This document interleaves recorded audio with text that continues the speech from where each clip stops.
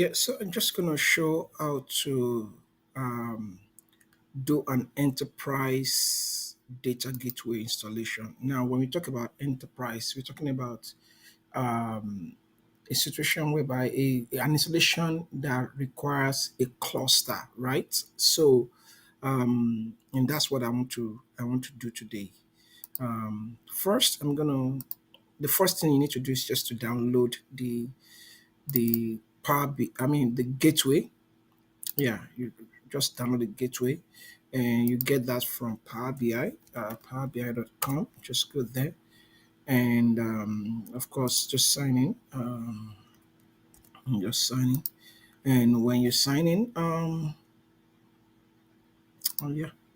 So what I want to do is first come here and go to downloads from here, downloads, and then you say data gateway. Just click on it. I have it already, so I'm just gonna open it up and start downloading it. Start installing it. There's it here. So you click on it. Of course, that's normal, and then you wait for it to load and don't change the installation path. Just leave it. Click on I accept and go to install. Accept the conditions, and yes, accept the conditions again, and wait for it to install. It's going to take some few minutes of time before it finish installing. Of course, this is a test environment, so yeah, that's what it is. So you're gonna install do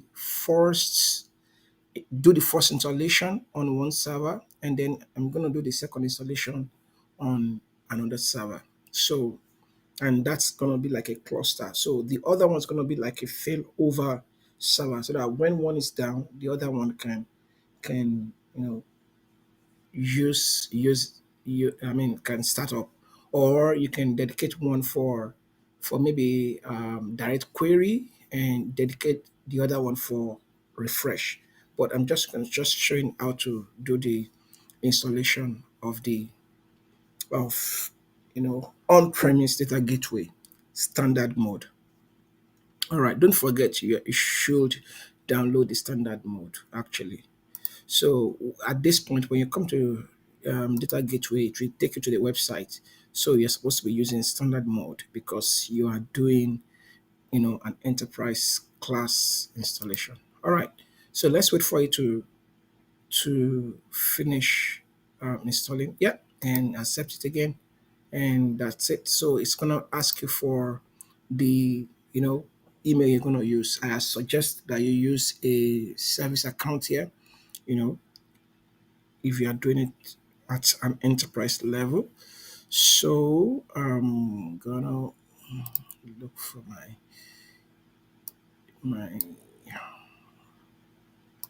just quickly get out my user information and I'll put it here.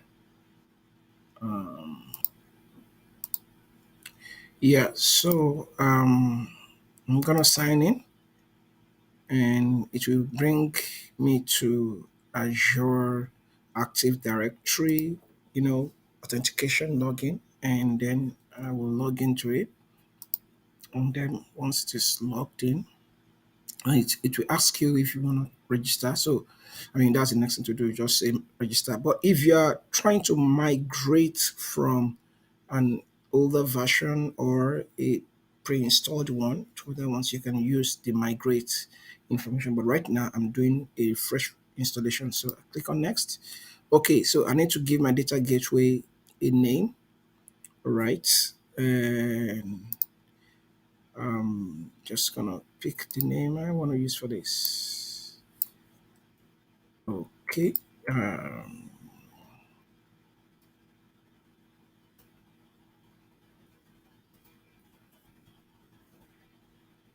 yeah, do that name, and I'm gonna give it a passphrase, which you should note because this is gonna be used anytime. Maybe you want to, you know, reconfigure, there's an issue, you always need this recovery key. Okay. Yeah. So if this was supposed to be a the failover server, the second installation, the cluster, I'll just click on this key, but I'll show you that later on. But let's just continue with this installation. I'll just do configure, and it will take some time, and then it will finish the installation, and that's it. That's it. It's all done. It's all done. So that's how to do the installation. Yeah. All right, so I'm gonna do the failover server now. The cluster for the the main gateway. So it's been downloaded. Just the same process. Just double click on it to start running the program, and when you start running the program, then I mean, it's just same process that we followed the other time. Don't change the um, installation location, just accept the terms and condition. Of course, you need to accept every terms and condition, and then install. Do a yes here and a yes again, and the installation will start. So yeah, of course, you know that this is going to be the cluster. So let's just wait for it to finish the installation, and then we can um, create that cluster. Like we said, it's just pretty straightforward. You can skip the this point if it's getting too long, but I'll just wait for it to finish.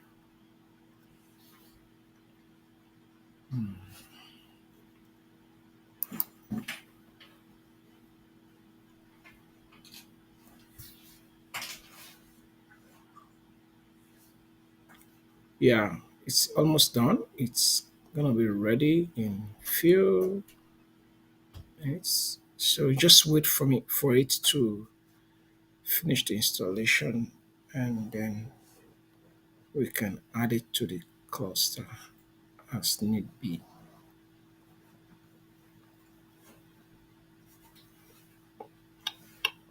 Yeah, it's almost done. Yeah, it's almost done. Waiting, waiting. Unfortunately, distance doesn't show us the no, the value, like 50% down, 20% down. Yeah, so it's done. Click on yes to accept terms, and the solution was successful.